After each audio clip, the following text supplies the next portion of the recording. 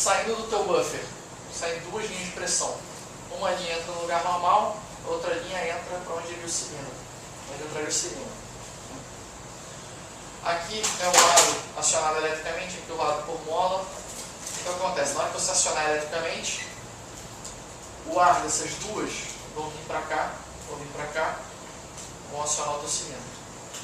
Na hora que você desacionar, o ar volta, exaustão para aqui. Então você consegue muito mais fluxo numa válvula 5.2 usando ela como 3.2. Aqui, se você for usar mais de um atuador, você vai precisar ter um balancing pipe, que é como se fosse um P, porque você só tem uma porta de exaustão. Aí eu expliquei errado aqui, ó. Isso aqui vem para cá, essa aqui vem para cá, na hora que você atua vem todo o gás para cá. Aí na hora que você faz a exaustão você vem por aqui. É tenso, funciona. É o mesmo maluco que fez o outro negócio. Esse ele ainda não testou, esse a gente estava conversando outro dia pelo Skype, aí ele mandou isso, eu falei, pô, divertido. Ele falou, só não tem onde usar. Tem que fazer um robô para usar isso. As ideias malucas continuam. Você pode usar...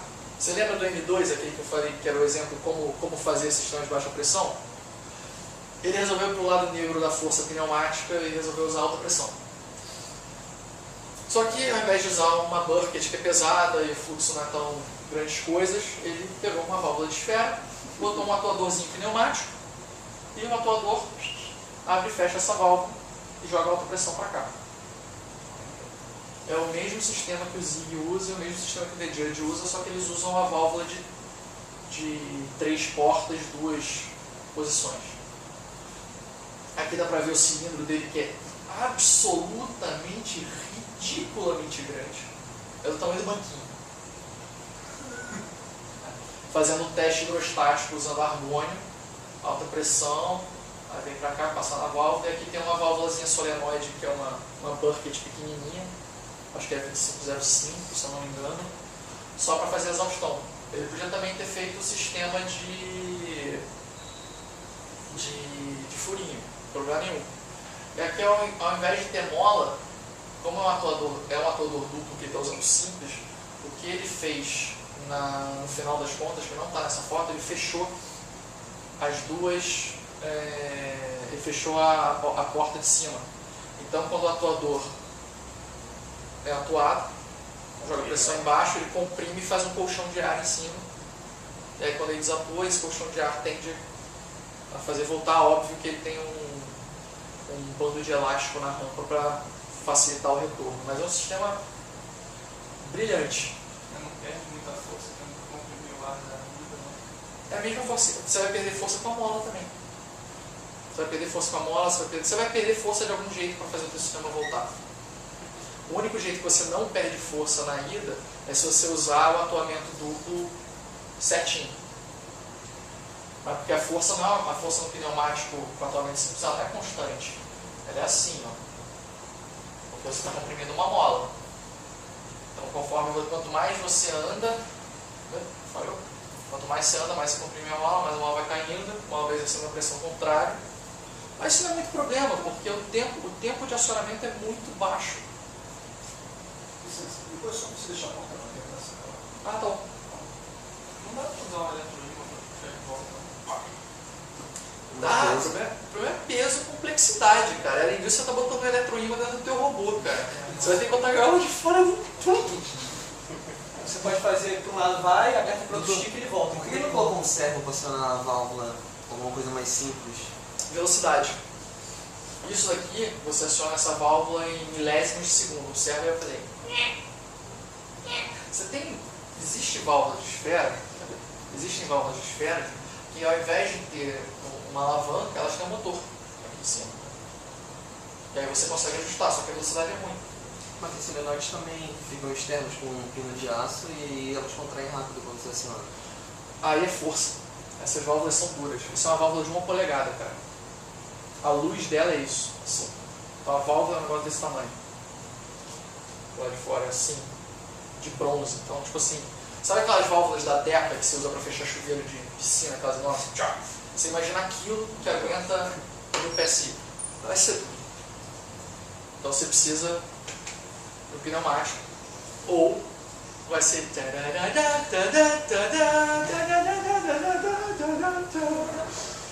gente não quer isso.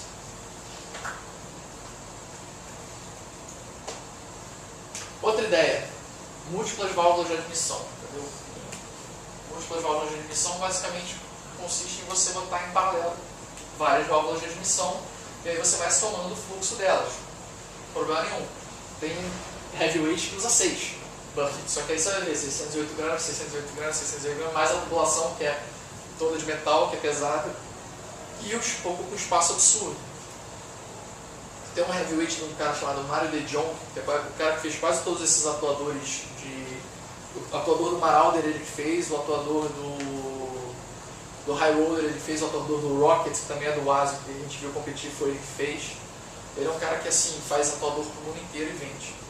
E aí ele fez um atuador pro heavyweight dele, pro Obsidian, que é um martelo de alta pressão, que usa 8 buckets na base, como se fosse um asterisco.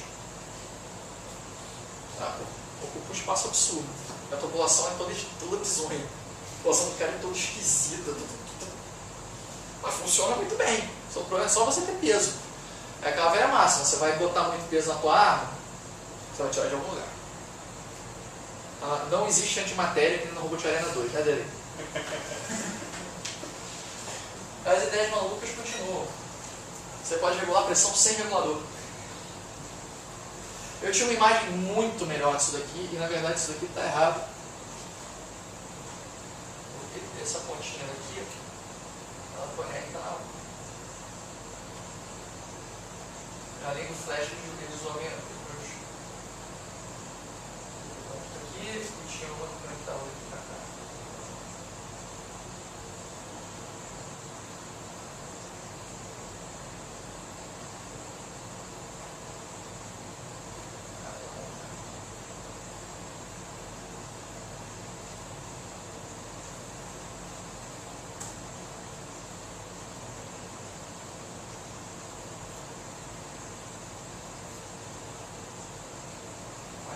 É outra coisa aqui que está preto. Ah, essa aqui. Essa é verdade, obrigado.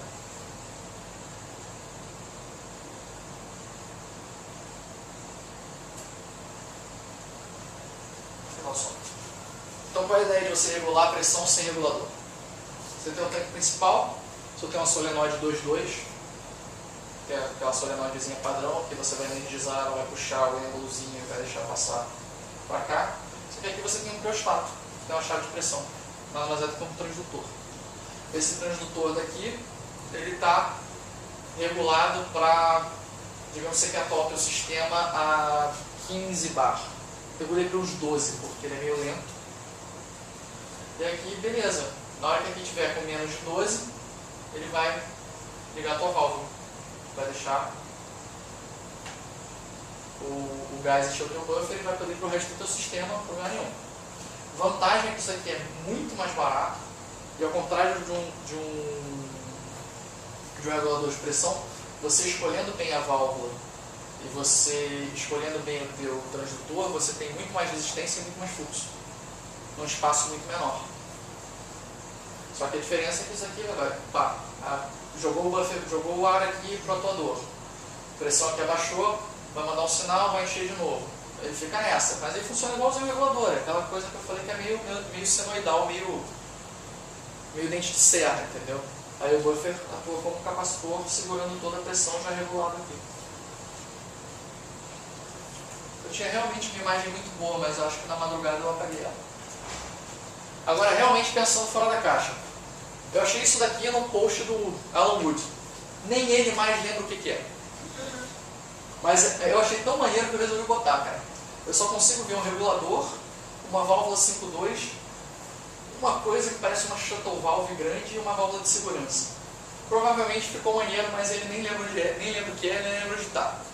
E aí no site dele, essa é a última ideia maluca, que é um atuador, uma válvula e um buffer integrado. O buffer é concêntrico ao atuador. E aqui tem esses furinhos aqui embaixo, dá para ver? E esses furinhos são a válvula que são seladas por uma membrana. A válvula é atuada pneumaticamente. Tem um robô que foi feito com isso, que é um robô que foi feito para o Gadget Show na Inglaterra há uns 6 meses atrás, que ficou legal, é um Feder, mas o sistema é ruim de manter. Esse por enquanto é o problema. Porque você tem tudo integrado, então dá problema em qualquer coisa aqui, deu problema em tudo. Então é uma coisa que não é muito modular. Mas é pensar fora da caixa. Então pensando em fora da caixa, Flipazoid, que é o meu atual projeto. A ideia é fazer um sistema de alta pressão porreta. A pressão de funcionamento é de 800 a 1000 PSI, dependendo da temperatura externa, não tem regulador nenhum. O volume do atuador é 223 ml, o diâmetro do êmbolo é quase 62 milímetros, o pulso do atuador 79. Esse diâmetro aqui, eu vou voltar um pouquinho nele. Por que ele é tão esquisito? Porque ele é um hemisférico. Então eu consigo ter mais ar, mais gás dentro do meu atuador do que se fosse um atuador plano. E com isso eu consigo ter uma energia maior.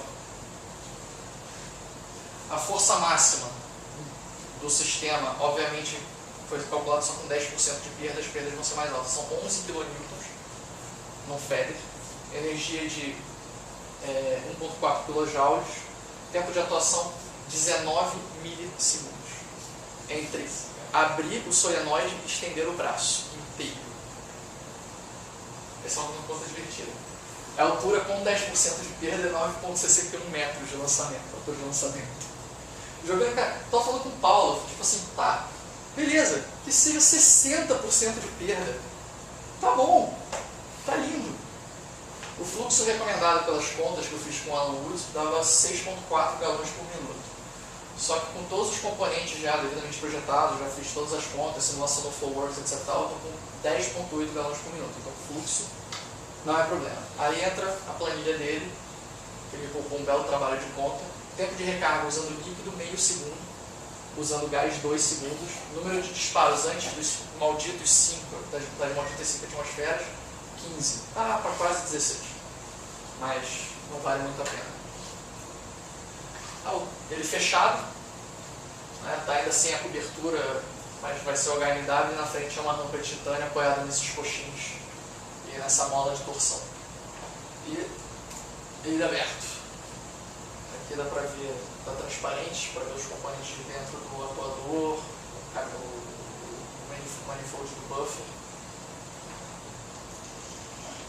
A diagramação é mais ou menos essa. Ela mudou um pouquinho porque a Robocall gentilmente cedeu 2 caixas CDWMS, então ficou menor do que ele ficar com o Default Power Drive. Então acabou que o Victor agora fica em pé, os 2 Victors ficam em pé aqui, e a bateria fica bem mais colada, e essa válvula, que é a válvula de purga que abre a válvula do cilindro, vou aqui para cima. Vou chegar lá. O sistema pneumático dele é bem simples. Tem um tanque principal, que é o tanque de paintball. Deixa eu subir para cá. Né? É um tanque de paintball de 1 libra, 16 onças, 453 gramas. Tem certificação PI, Comunidade Europeia, certificação PLT. Pressão máxima dele 3.000 PSI, com burst de 3.000 PSI. 68% de CO2 líquido, como eu tinha explicado anteriormente.